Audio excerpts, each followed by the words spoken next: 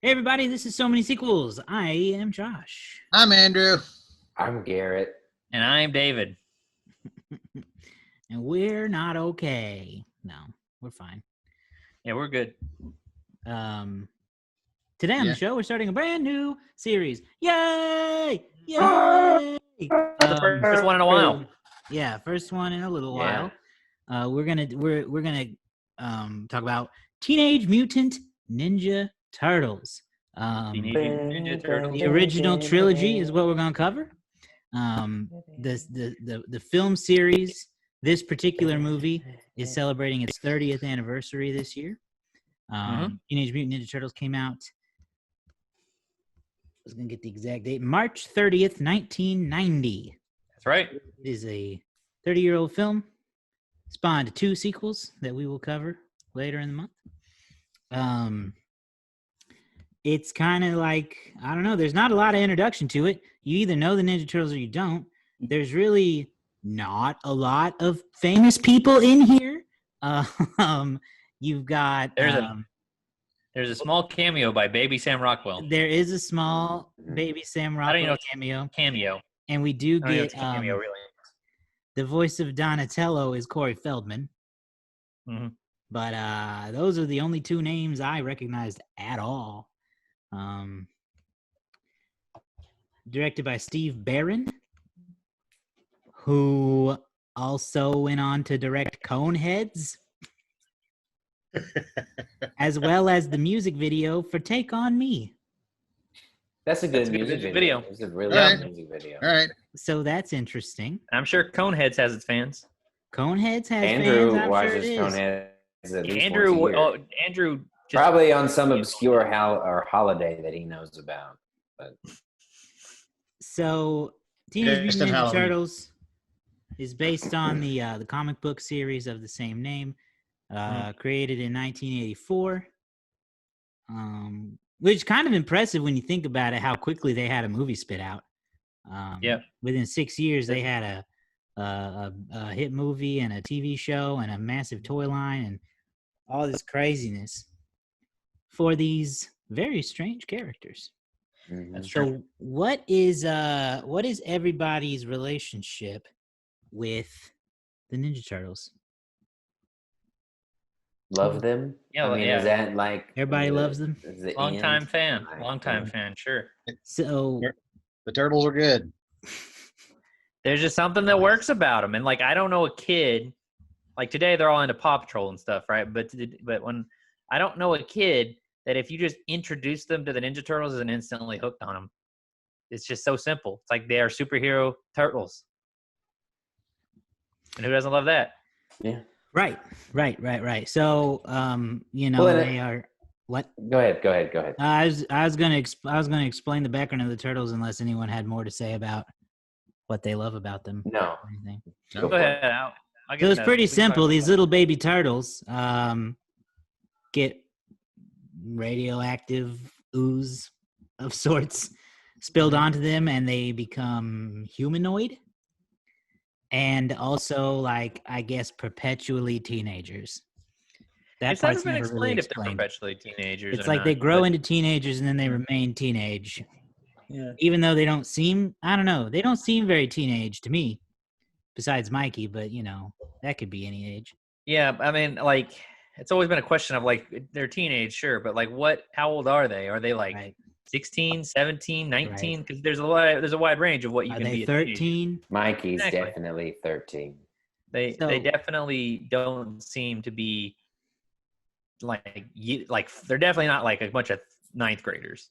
They're mentored by Splinter, a rat who was also exposed to the toxic sludge and turned into a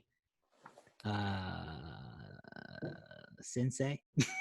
Yeah, large humanoid like rat. Yeah. Kind of also not super explained, but it's some things you don't need explanation for. He teaches them how to fight, how to be ninjas, and they become superheroes, and the rest is history.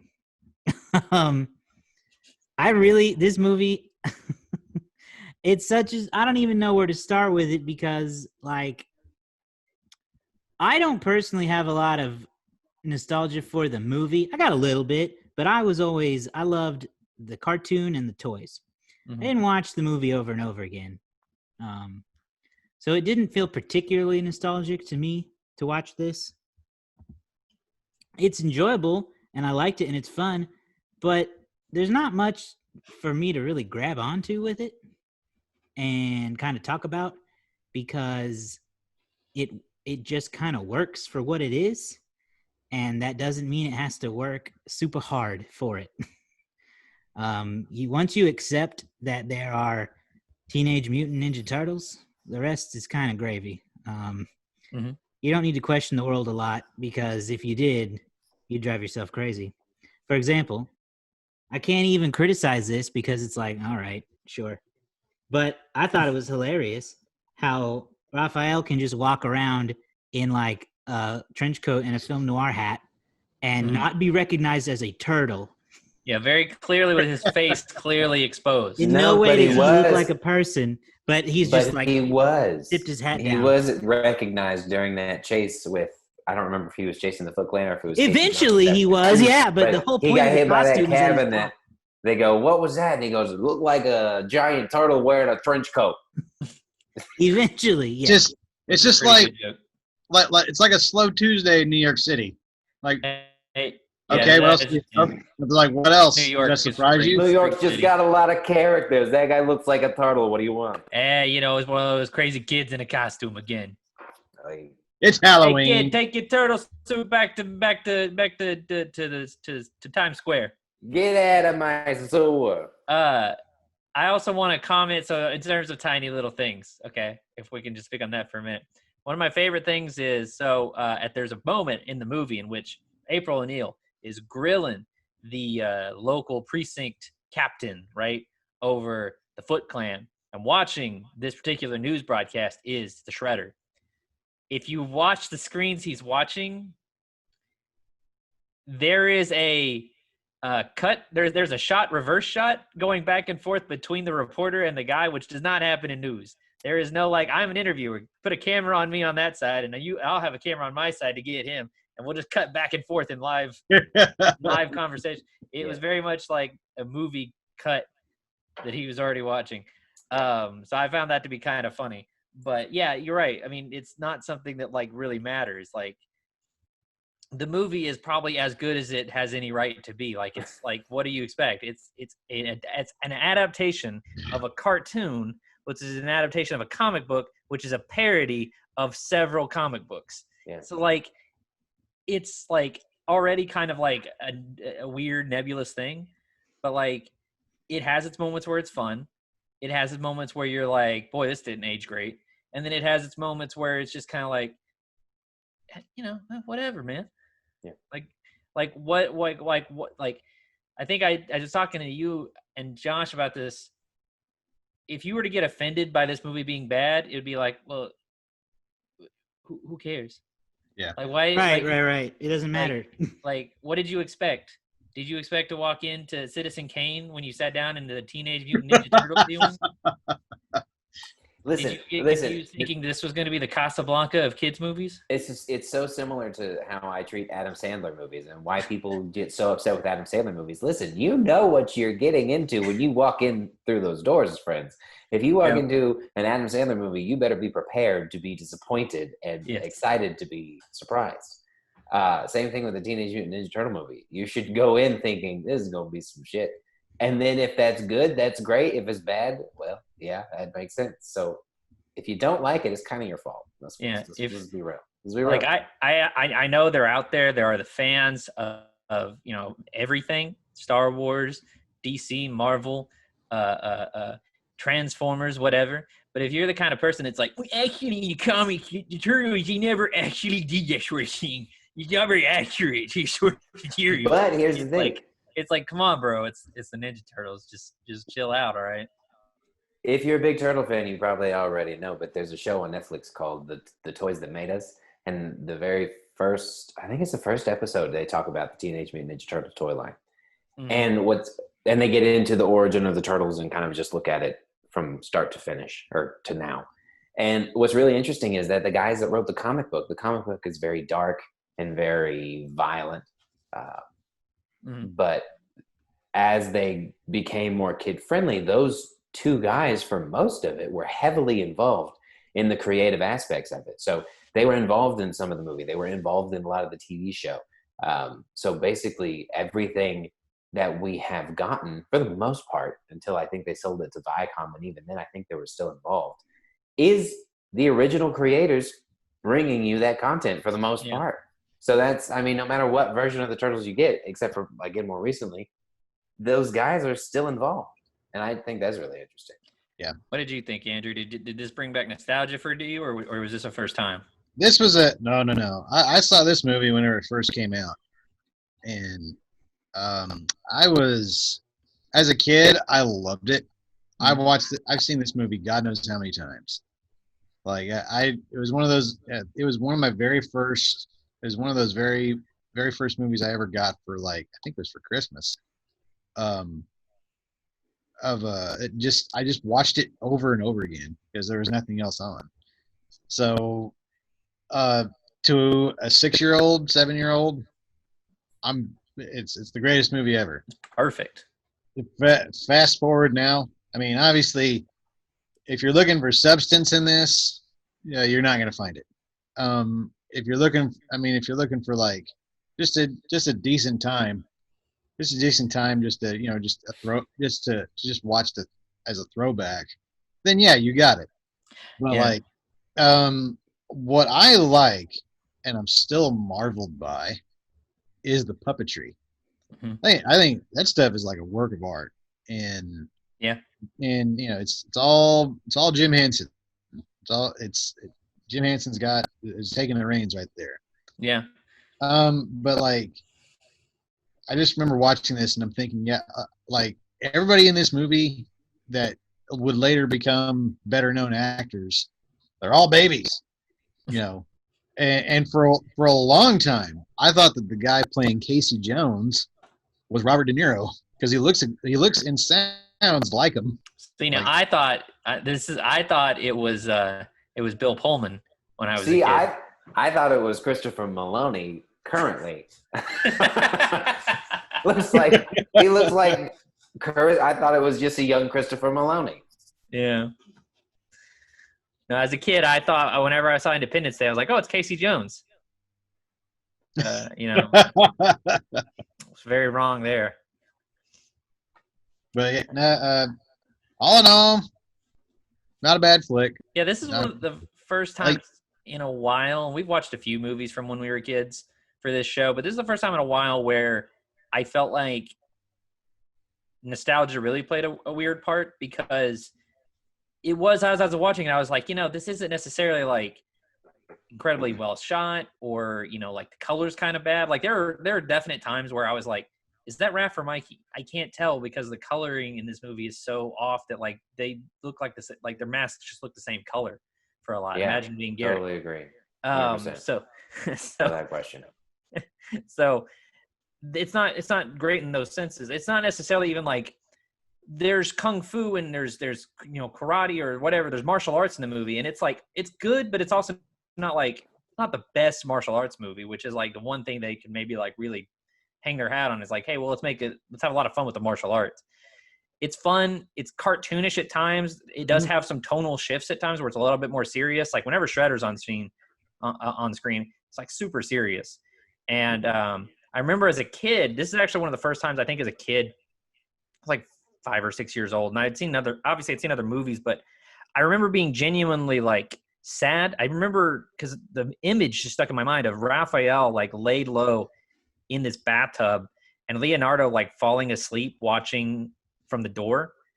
And I remember as a kid just being like, I think Raphael's going to die.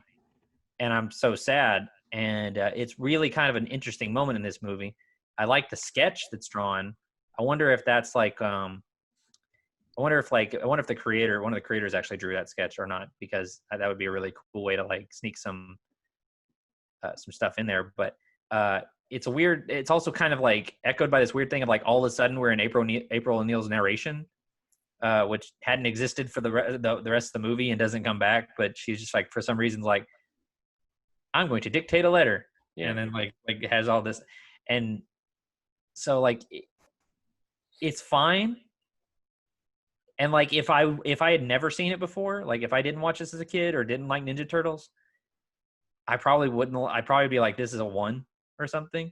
But like, I don't know. It's just like, what's to get upset about? It's kind of, it was a lot of fun at times. I actually did get a couple of chuckles at times. I didn't realize that Mikey and Donnie are just like a super comedic duo in this movie. Like I always remember Donnie as being more like geeky and like gadgets and stuff, but like him and Donnie are just goofing the whole movie. Just new boot goofing, you know? New boot goofing. Going back to April O'Neil. April O'Neil's one of the best reporters we've ever seen portrayed in a movie. I mean, she's asking the tough questions. She's not taking no for an answer. She's doing deep dive investigative journalism. And as 3 of the 4 of us who've worked in the news industry know, none of that happens. Not a damn bit of it happens. So I was real proud to see her out there hitting them hard with them questions. Good for her. I don't like Raphael at all in this movie. Really? I don't. Not in the slightest. He is just a huge jerk the whole dang movie. And honestly, don't know why. I kind of angry. And like, I know that he's always kind of been the sarcastic one, but like he went over the top to being a just complete jerk a lot. Yeah. See, now what I appreciate about that is that I felt like for some reason they gave Raphael the only real character trait in the movie, because as far as I'm concerned, Mikey and Donnie and Leo are kind of interchangeable in this movie. Like I know they have like a moment where like Raphael like very expositionally says, "Oh, you're supposed to be the leader," and he's like, "I never said that," and it's like okay, Leo really hasn't said much of anything leader-like for like the whole movie. And like Donnie hasn't been like playing with gadgets or trying to build stuff. Like they've all just been clowning and eating pizza. And Raphael's the only one who's like, you know, I need to take a moment, go think about things, you know, like as sort of like angsty and annoying as it is, he's the only one like actually showing any like range of character. I agree with that. Movie, yeah. I just think that he's a jerk. That's true. Like most of the movie, like he was just kind of rude. But I do agree that everybody seemed like Mikey, except for Raphael. Like all of the turtles were very Michelangelo personality-wise, and you didn't really get a lot of differentiation between the other 3. Which I think has been done better since. I think they've really played up the idea of like Leo and Raph having this like struggle between them as like it's much more like of like a brotherly struggle of like wanting to be the best or wanting to be, you know, want to make, you know, Splinter proud or whatever. And Mikey and Donnie kind of have their own separate personalities and relationships. But here, I don't know. So other than that, yeah. April's good though, but she is a little, and honestly, actually, she's fine. I think all the other characters, Splinter, April and Casey, and Shredder, they all do really well. I mean, they're all kind of cliches, but again, that's a hard knock to make on a movie that's essentially a parody. So yeah, I want to say that, like, going back to what you said earlier about tonal shifts. Yeah, this movie was all over the place. But like, there were times when it got. I will say this. I didn't really find this movie comical. No. That's because you're 30 some odd years old, Andrew. But even then, I didn't find it comical. Yeah. I didn't find it comical in like, you know, just like a kid sense or anything. Mm-hmm. It was just, you know, there's action on screen. There's your favorite Ninja Turtles. Mm-hmm. Kicking everybody and hitting everybody and wielding weapons around. But like, when the times it got serious, like anytime Master Splinter was the one scene I love out of this movie was when Splinter was with Raph and he was just talking to him, Mm-hmm. like after he got home and after he lost his eye, like he was. I love that interaction between them, and I love how Splinter was that personal with each and every one of them. And that's even to this day, it still kind of gets me a little bit. Yeah. So, It's a Yeah. good use of the mentor character, mhm. or and him having kind of a fatherly protection of them. We actually get a really interesting backstory for Splinter here, in which he was a rat trained by or raised, owned by like a great martial artist who the Shredder kills, and the Shredder then cuts off part of his ear after, and at some point he's just hanging out in the sewer and finds the turtles. But it makes for a really, I don't know if that predated this movie or if that was something, I don't know if that's something you look up, but it made for the connection between Splinter and Shredder, added a little bit of extra dimension there for Splinter showing up, or for Shredder showing up, excuse me. Well, so if you don't know much about the history of the Turtles, let me educate you real quick, because I just watched that documentary that we mentioned, The Toys That Made Us. So the Turtles, their whole origin story is weird.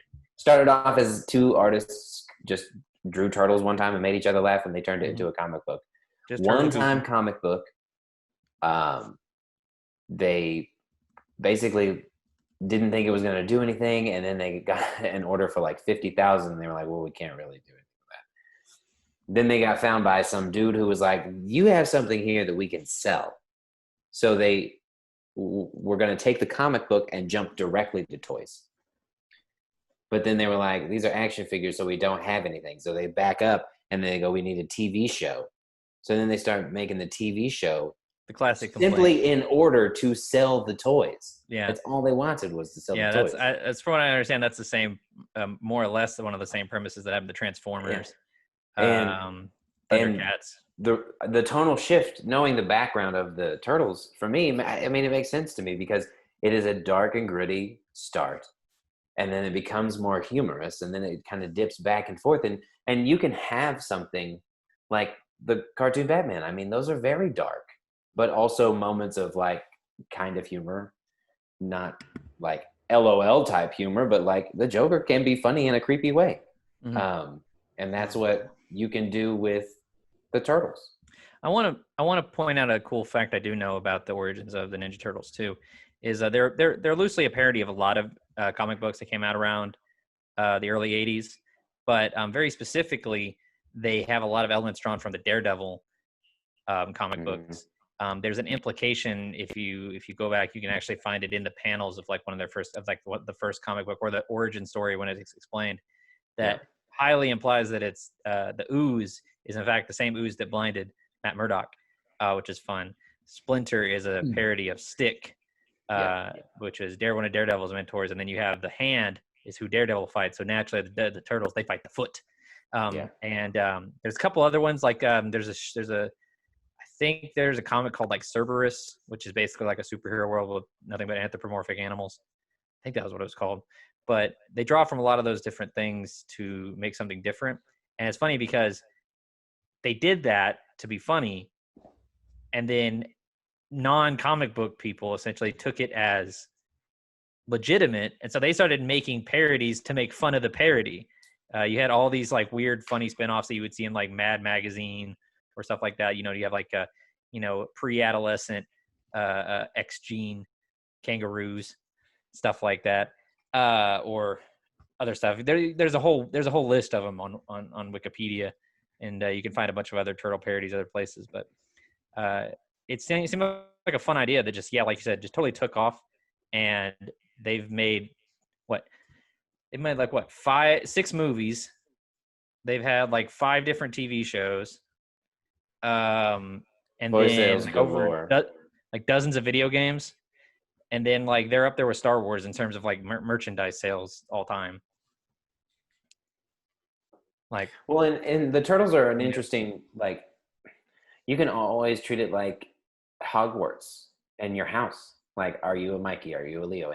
And as a kid, you can, because their personalities are so different, but also so generic, that as a viewer, I can really associate with this particular turtle becoming my favorite turtle, and then just being hooked because that's what I would do.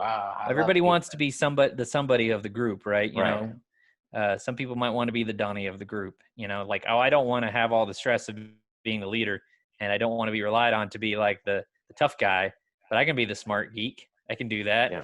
I can be the Joker. You know, I can be the Michelangelo. Oh,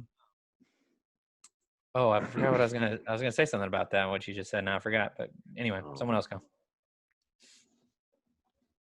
I got nothing else. No, I don't either. I like the No. movie. It's fun. I had the see, what else Turtlemobile toy as a kid. Oh yeah. I had several of the Ninja Turtle stuff. I had I had Mikey. I had all of them at one point, and they all came with like pizzas. You know, like little like disc pizzas. There was one of them. There was a version of Mikey that came with like a pizza disc shooter. Yeah. You put in the and I remember. I think I'm ranking of the right person here. It was either my babysitter when I was like 4, or it was my dad, in an effort to make me stop fidgeting or make me stop being annoying. Held one of my Ninja Turtle pizzas for hostage out the car window while we were driving, and I was like, no, my pizza, don't. And they're like, I'll drop it, I'll do it. And I was like, would that tactic work today? Because sometimes you get a little out of hand, David. Well, If I hold a toy to hostage, is that going to calm you down? I'll be honest. Toy Story ruined me for toys. Like, yes, Okay. if you hurt a toy, I assume you're an awful person. Fair. Bye, Andrew Andrew. disappeared. He did. Sometimes he just vanishes. What you gonna do? Where But did his he go? name's still there. I was just hang on a second. I was just You looking. don't hear me? Yeah, I can Yeah. hear you. You just got no video. Your video's gone. Bye. We love you. If he comes back and he's green, it's going to be really weird. Okay, That will be I found very it. This is if it'll show up. Will it show up? This is the pizza thrower. It's too Yeah, bright. that's it. All right. It's got all Turn little your pizzas. brightness down. Turn your brightness It's the down. focus that needs to change. There it goes. It had it for a It second. had it. There Yeah, it that's goes. exactly it. Yes. And Mikey would Yeah. sit back here on the box. Yeah. Yeah. And it would shoot Yeah. cheese out. Those were the Yeah. days. Yeah. Shooting and pizzas, held playing my Game pizza Boy, hostage. man. Shooting pizzas, playing Game Boy. It was a great time. Now and we you know pay what? I would have bills. I would maybe I'd have the movie on in the background. Maybe. You know, they had all kinds of other characters too. There was like a lizard that had like a roller skate on his tail. Like it's like a chameleon or something who had like so like there were all these other like offshoot characters that were in that brand. It was fun. Just I don't know. And I want to talk about this too. This is kind of one of those things that like I feel like it's going to get a little bit nerdy, but I think there's something really interesting about the Turtles as they are sort of like all the different elements that go into them. They are ninjas. They use surfer lingo, right? They all are named after Italian Renaissance painters. And they like ride skateboards and eat pizza. Like they are every 90s like outsider group, you know. There's something about them that like I think everybody appeals to. Like there's in this movie you have like hip hop, you have some like rock and roll stuff, you know, and they just kind of like I just kind of feel like it's interesting they decided to tap into all of that, all of those different. Basically, the Ninja Turtles are totally a product of like MTV. As they would become. Maybe not the comic book, but like as the show went on, it was like the Ninja Turtles clearly do nothing but watch MTV all day. Yeah. And like I feel like if you created that now, the Ninja Turtles would have to just all be into like social media because there's not that same outlet in that way. So like whatever's popular on like whatever the popular trend is on TikTok or you know. It would be interesting to Whatever. go because I haven't watched like the new show or anything like that. So I'm completely out of the loop. I have no idea how they are now. I think right now they're doing like Rise of the Teenage Mutant Ninja Turtles and they're like teenagery. But the Nickelodeon show, it would be interesting to revisit because of how much time has passed since we as now adults had watched that as a kid. Yeah. So it'd be interesting to watch the old show that we grew up with and then go watch a new show because I have parent friends who tell me that they really enjoy the Nickelodeon show. Yeah, I mean, I think that I didn't even really think about the fact that like the surfer voice, like the sort of that hey dude, all right, cowabunga, all that stuff. Like I feel like the Ninja Turtles are like one of the last real elements that's keeping that around because like you don't see that in other shows or movies really. Yeah. I thought Stephen about Barton doing the doesn't whole say cowabunga podcast anymore. in a surfer voice just for this, but I figured you guys wouldn't go with it. Maybe when we do Surf Ninjas, you can do that. Ooh. Yeah, when we do what is the third one? Turtles in Time. I think it's just called 3. It's just called 3. Does it not have a subtitle? No, I don't know. and not to my knowledge anyway. I don't think there. I think it's just Teenage Mutant Ninja Turtles 3. Cool. Well, I thought that To was my knowledge. all right. Well, I don't have much else to say. I enjoyed the movie. I would watch it again. I think I'll watch it with my son one day, and we'll have a great time. Yeah, I I agree. would hope so. Okay, well, let's mosey on along to the next part of the show, which Yeah, is that's right. We'll check out. Go ahead. the box office. We'll check out the box office stats. You know, this movie had a hard time finding distribution, is what I read.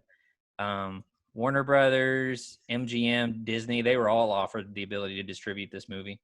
But all of them assumed it would be a huge bomb like the Masters of the Universe, the He-Man movie that came out in 87. And so, like, none of them wanted to touch it. But so this movie ended up having to be distributed by a smaller studio or smaller organization.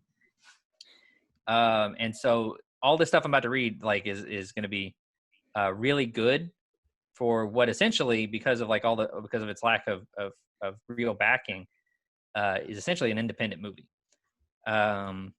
despite being attached to this big franchise name.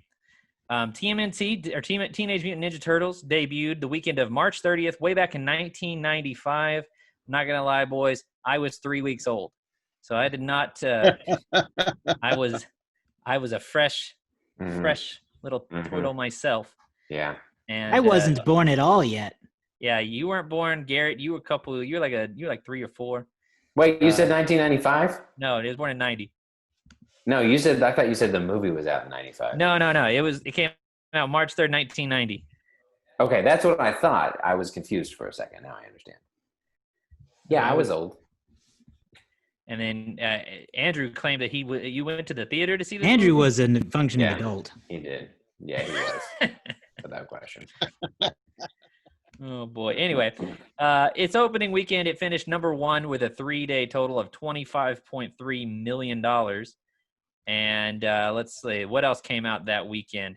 So it was the number 1 movie, like I said. It unseated the number 1, the movie from the week prior. That was Pretty Woman, which brought in $12.4 million. A lot of Pretty Woman fans out there. You guys ever seen Pretty Woman? No. I have not. Oh, Yeah, I'm kind what? of surprised. It's a good movie. I didn't watch rom-coms. I didn't watch them. What's Andrew's excuse?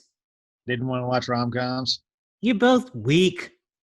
I watch them now. You I watch watch them them now. You were afraid to yeah. embrace the rom-com side of things. Well, that was a different. That was a Did your different. mom's meaning. not watch this movie? Like, that's how I saw this movie as a kid. I'm sure I did, but I'm sure they did. But I would leave. I'd go to my room or something. Julia gonna watch Roberts Ninja and Turtles. Richard Gere is mom catnip. I'll tell you that right now. And then I've also watched it with Nikki. We watched it twice in Disney World because it was all we could watch. So, well, we could watch other things, but they didn't have a lot of channel options. Anyway, at number 3, you had The Hunt for Red October, starring Sean Connery. That brought in $6.5 million. At number 4, Driving Miss Daisy brought in 5.1. And at number 5, I don't imagine anybody's going to remember this movie, but if anybody will, it's going to be Andrew. It's a movie called Opportunity Knocks, starring Dana Carvey. And he plays a guy who sneaks into a guy's house when he's out of town. And that guy's relatives come to visit him, not knowing the other guy's out of town. And so he pretends to be the house sitter, and hijinks ensue. It did not sound like a ton of fun for me. No, that sounds awful. Anyway, so anyway, as you can hear, no sequels in the top 5 that weekend, and I don't even see any sequels that were in the box in the theaters for that week. But we'll come back to that though. Teenage Mutant Ninja Turtles would finish with $135 million in the United States over its theatrical run. It would add $66.7 million from overseas, where in England it was dubbed Teenage Mutant Hero Turtles because they thought the word ninja was a little too graphic. And it would bring weird. I know, to bring its worldwide total to a $201.9 million, which is not bad compared to what everybody thought was going to be a box office bomb. It ended up being one of the bigger movies of the year. So for 1990, the biggest movie of the year was a movie we actually reviewed just last year. 2 years ago. I say we. It was just these three, but it was Home Alone. And at number 2, you had Ghost, starring Patrick Swayze. And then at number 3, Dances with Wolves. At number 4, the aforementioned Pretty Woman.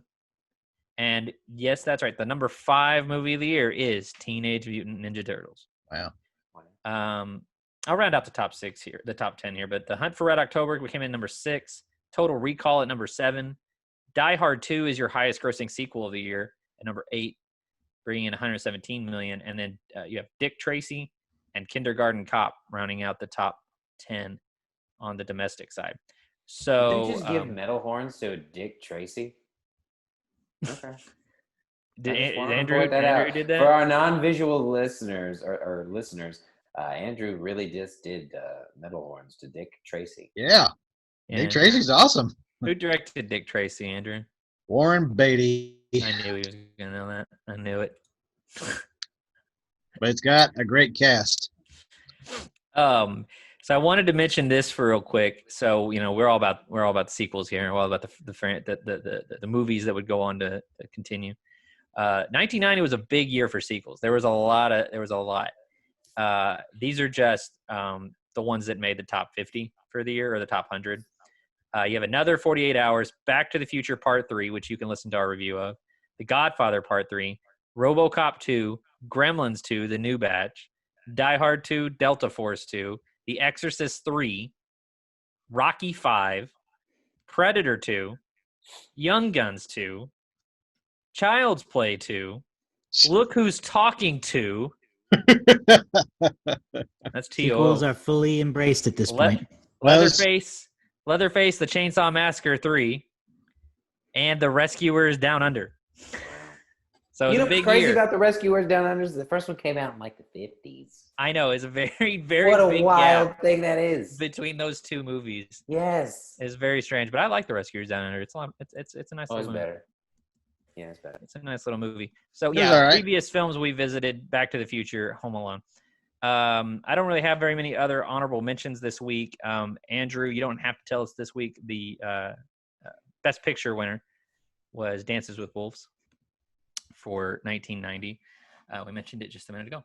So that's it for the box office this week. No real special accolades for the Turtle franchise, or for the Turtle and this particular Ninja Turtle movie. Although it was one of the highest grossing independent movies of 1990. I'll say that.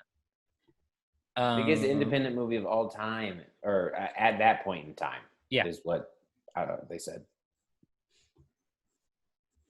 Which is big. I mean, that's pretty big for a movie that like everybody turned down to distribute. Like, man, imagine if Walt Disney or if the Disney World, if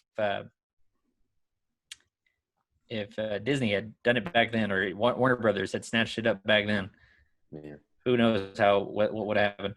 Okay, so I'm also running the Letterboxd game. I won last week when we reviewed The American President, which is a fun movie. Go check it out. Yes. Boys, let's give this a shot. We are on Letterboxd.com. We're looking for the average score amongst fans for Teenage Mutant Ninja Turtles. I'm looking at it now. It's been reviewed by, this is kind of a low rating, 28,192. And what I mean by that is that's a low number of people. Not a lot of cinephiles appreciate the intricacies. That's a low number of people who have rated is what I mean. But only 28,192 people have rated this movie. Let's start with Andrew. What is your guess?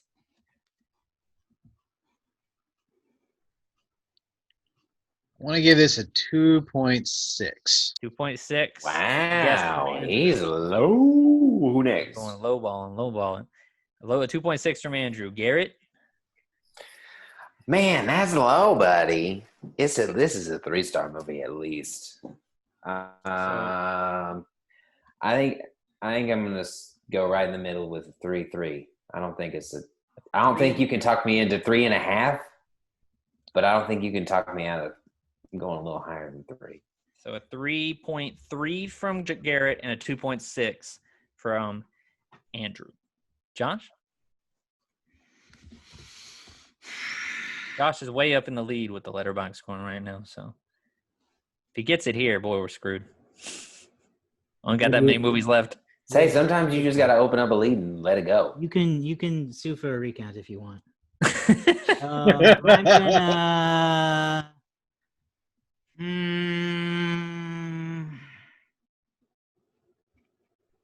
2.9.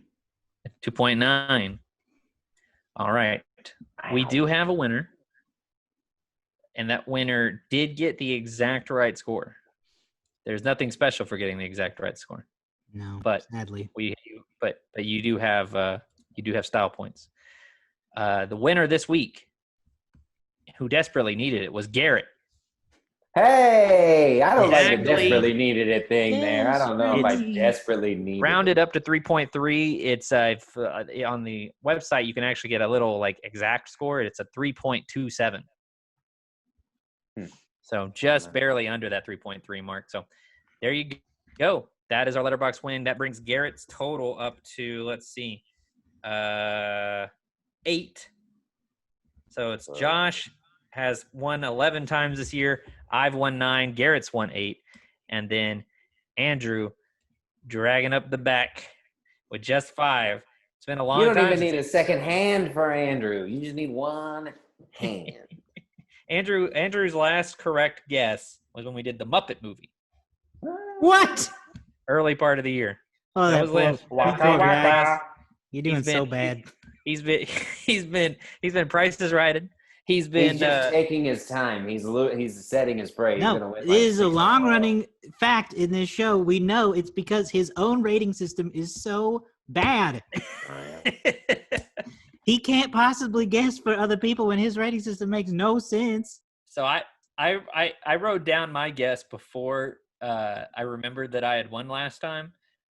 And I had put down just a solid 3. So no matter what, I think Garrett would have won. Yeah.